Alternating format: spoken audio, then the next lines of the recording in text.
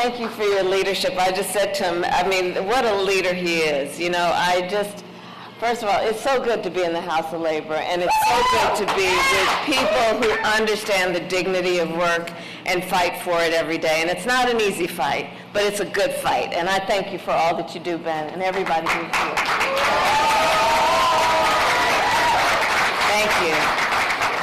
So it's wonderful to be back in Michigan and to be with so many incredible leaders, including, of course, Representative Slotkin. Where is she? There you are, who we must elect to the United States Senate,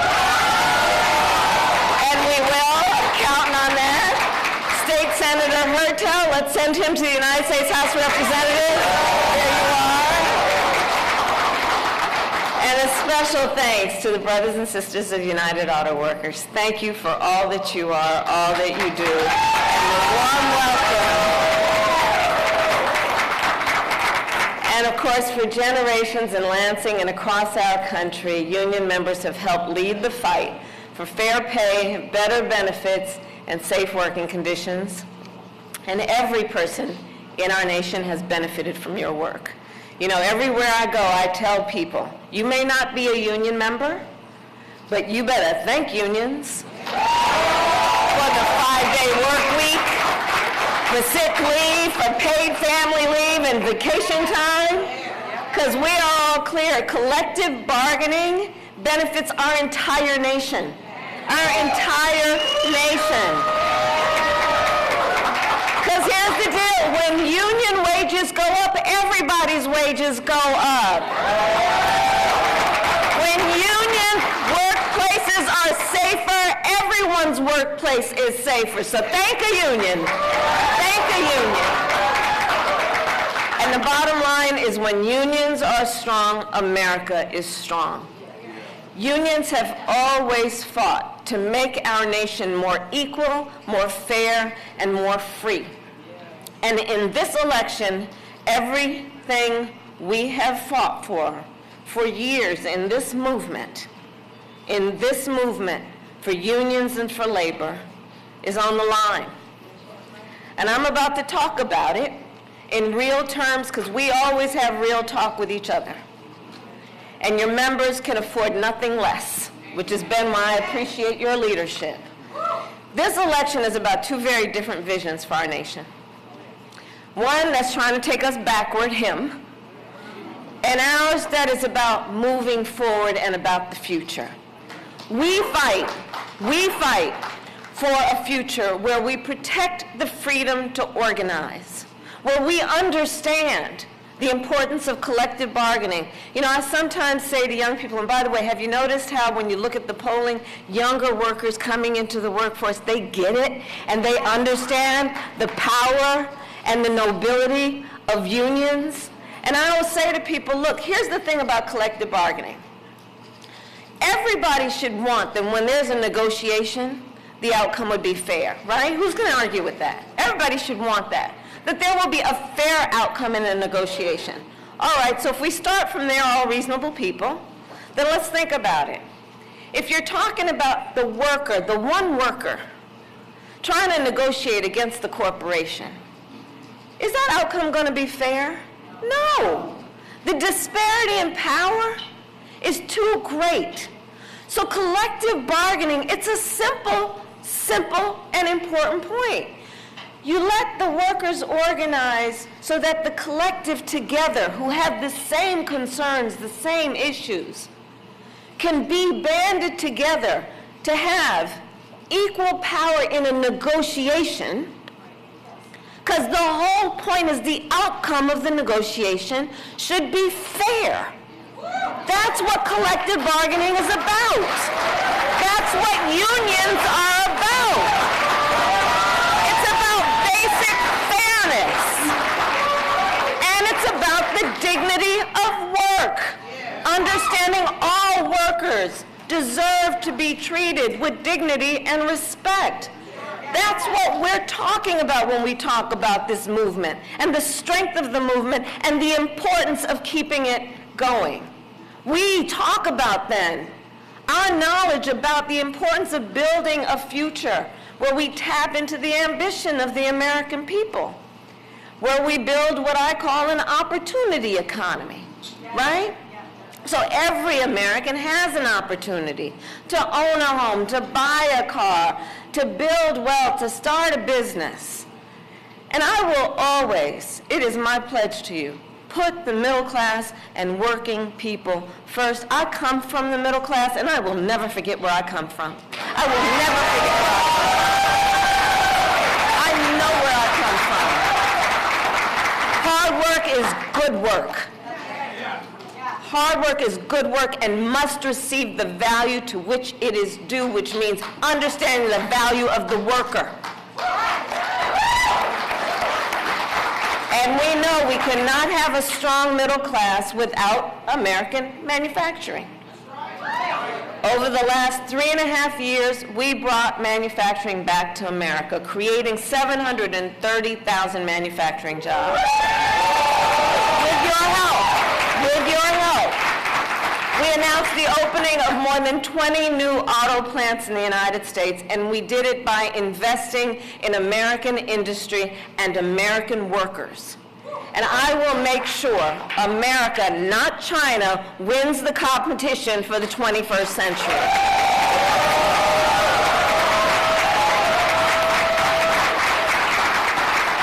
So under my plan, it's about investing in the industries that built America, like steel, iron, the great American auto industry.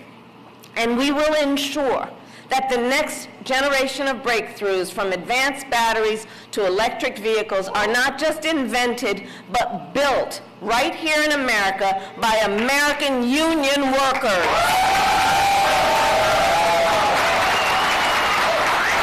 Because it is they and you who have proven how to get the job done. And as part of that vision, we will invest in manufacturing communities like Lansing. We will retool existing factories, hire locally, and work with unions to create good-paying jobs, including, by the way, jobs that do not require a college degree. And I'm going to tell you why. Because I'm really clear that a college degree is not the only measure of the skills and experience of the qualified worker, and we need to understand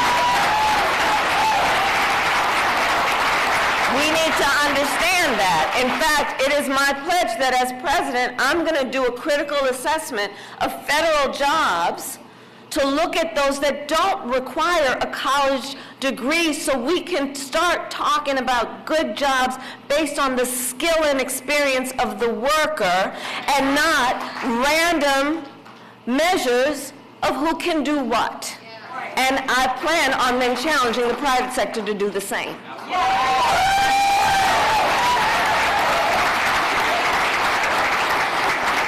And we will, importantly, protect the pensions of union workers and retirees.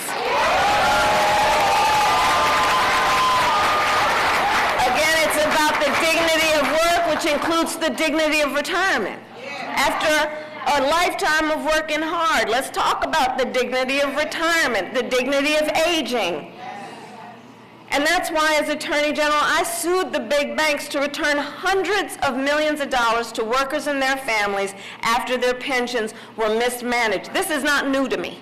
I've done that work. As a United States Senator, I pushed for legislation to rescue workers' pensions without cutting the benefits that workers had earned. And as Vice President, I worked alongside then Secretary of Labor Marty Walsh, and we, for a year, worked on what we needed to do with the federal workforce, which was in our direct power, to increase the ability for collective bargaining and to ensure that they have all the resources they need to grow in terms of organizing. As Vice President, I also helped to do the long overdue work to protect the pensions of more than 1 million union members. And yesterday, I announced the protection of the full earned pension benefits of more than 22,500 union workers and retirees in Michigan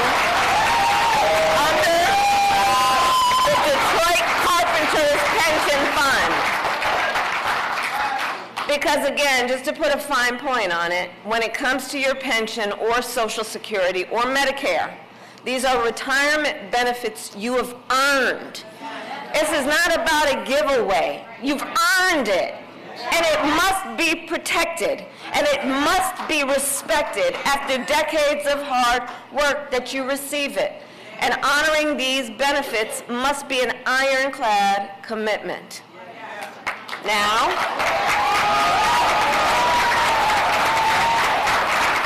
let's talk about, the guy on the other side. Let's talk about Donald Trump for a minute, shall we?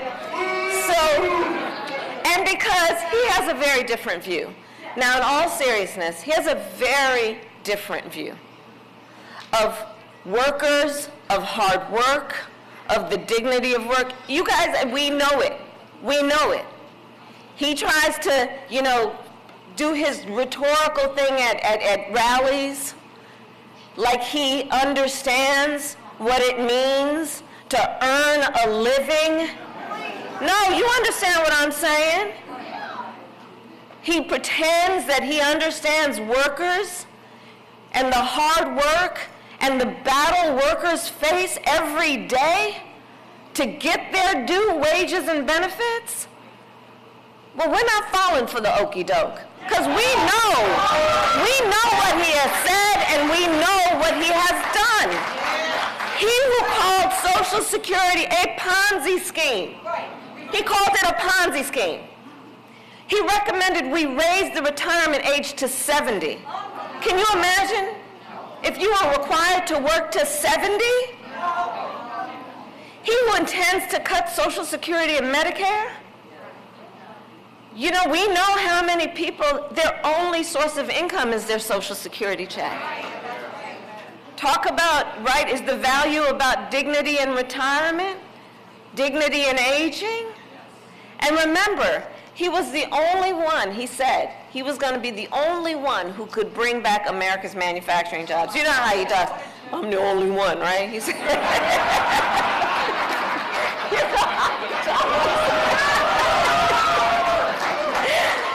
And then, because we're too busy watching what he's doing to hear what he's saying, we know America lost nearly 200,000 manufacturing jobs when he was president, okay?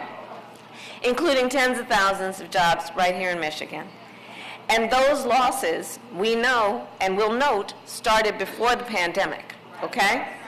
Making Donald Trump one of the biggest losers of manufacturing jobs in American history. And his track record for the auto industry was a disaster.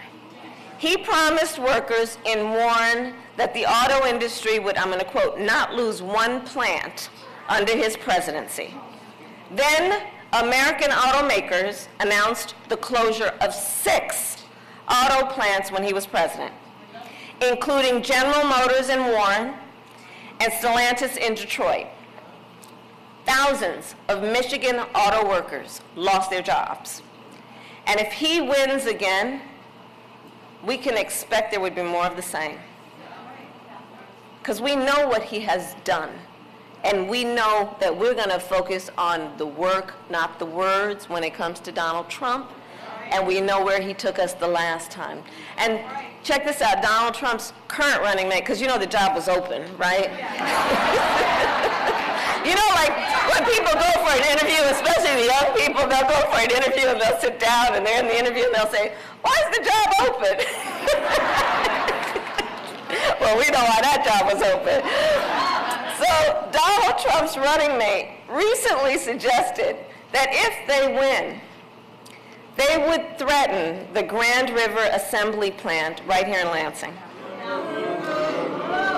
The same plant that, with your help, our administration protected earlier this year, saving 650 union jobs, right? And I do believe some of the union workers from Grand River are here with us today, so you know what I'm talking about. And Trump's running mate called your jobs table scraps, right? So let me just say, needless to say, I will always have your back. And we'll keep fighting to make sure that you keep your jobs right here in Lansing and keep these most noble and important jobs for America's strength. That's the work you all do. You know, Donald Trump, he also promised that he was going to stop offshoring. Remember that? Then he cut taxes for corporations that shipped 200,000 jobs overseas during his presidency. Cut the taxes for those corporations, okay? And awarded nearly $500 billion in federal contracts to companies that were offshoring jobs, okay? Follow the money. He gave your tax dollars to companies that were sending your jobs overseas. And we gotta get the word out to all of the brothers and sisters in labor to remind them of what this dude does, right? What he actually does. Because make no mistake, Donald Trump is no friend to labor. He is no friend to labor, and we've got to listen to what he says. Know that, you know that famous saying, listen when people tell you who they are. In fact, can we roll the clip?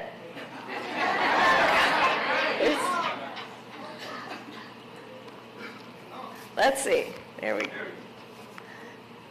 I used to hate to pay overtime. When I was in the private sectors, they say, oh, I don't want overtime. You know, I shouldn't tell you this. I'd go out and get other people and let them work regular time. But they build everything in Germany, and then they assemble it here. They get away with murder because they say, oh, yes, we're building cars. They don't build that. They take them out of a box and they assemble them. We could have a child do it. They go on strike and you say, that's okay, you're all gone. You're all gone. The United Auto Workers ought to be ashamed for allowing this to happen, and the leader of the United Auto Workers should be fired immediately. Right. So, of course, that last bit, he was talking about Sean Fain, who represents nearly 1 million active and retired auto workers. Okay, so that's about 1 million auto workers, active and retired. Donald Trump, listen to his words. He's saying that auto workers are essentially engaged in child's play, that children could do it. Listen to what he says. I'm telling you, he's got his club. And I'm going to tell you, union workers are not part of his club. Let's be clear about that. No matter what he does at his rallies, let's be clear about that. Right? He thinks that the value of your work is essentially meaningless. That's what he's saying, to compare it to child's work. When we here know the work you do is complex, you do it with great care. You work hard.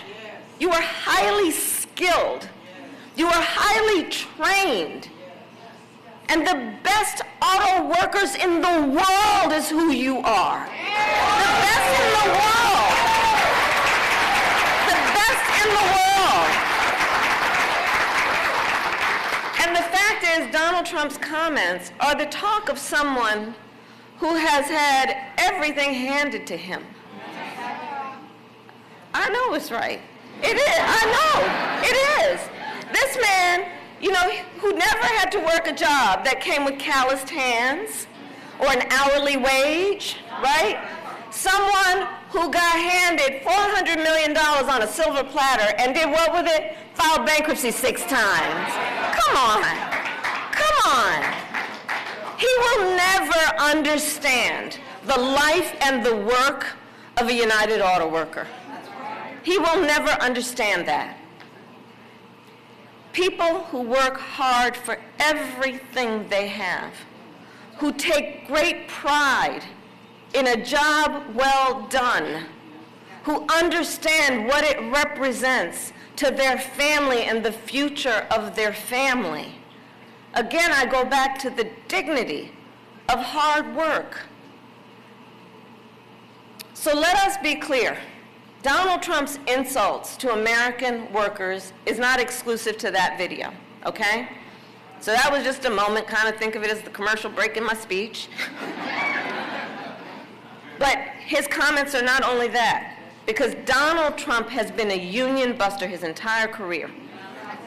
He has called union leaders, quote, dues-sucking people, okay? He said that he supports so-called right-to-work laws, quote, 100%, okay? He bragged and joked with a billionaire buddy about mass firing striking workers and lowered labor standards and made it easier for companies that break the laws to get federal contracts. Donald Trump encouraged automakers of Michigan so they could pay their workers less, encouraged them to move so they could pay their workers less, okay? And when the UAW went on strike to demand the higher wages you deserve, Donald Trump went to a non-union shop and attacked the UAW. He said striking and collective bargaining don't make, and I'm going to quote, a damn bit of difference.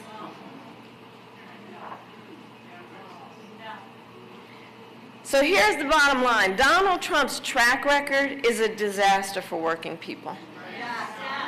And he is, I believe, an existential threat to America's labor movement. And everything he intends to do if he is reelected is also spelled out in that Project 2025. So to read it and to know it is to know he intends to launch a full-on attack on unions and the freedom to organize, okay?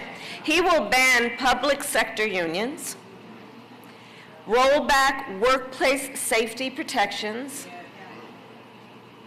Read it when you have some time, Google it, everybody's watching. Look, he will make it easier for companies to deny overtime pay for workers and appoint a union buster to run the Department of Labor. Be sure of that. Be sure of that. So to all the friends here, I say what you already know. It's time to turn the page. Turn the page. Turn the page.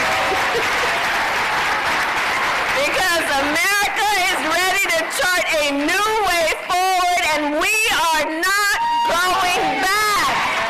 We are not going back. No, we are not going back. We're not going back. We're not going back.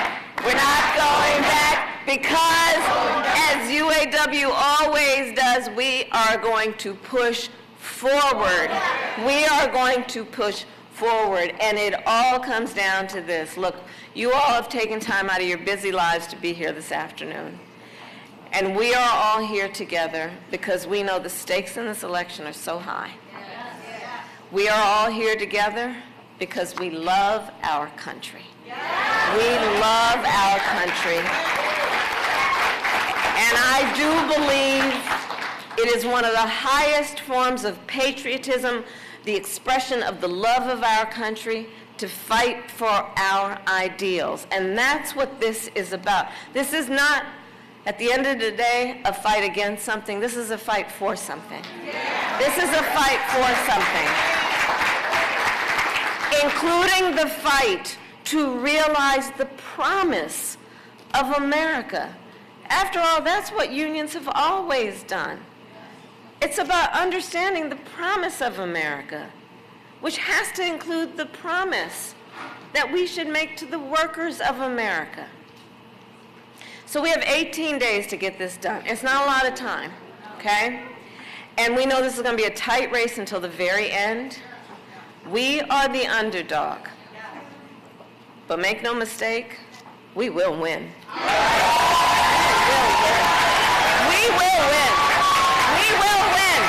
I'm telling you. It's going to be hard work, but we like hard work. Hard work is good work. And ultimately, we will win because we know what we stand for. And when you know what you stand for, you know what to fight for, right? We stand for opportunity. We stand for dignity, and we stand for the future. And so I'll close by saying, and when we fight, we win. God bless you. God bless you.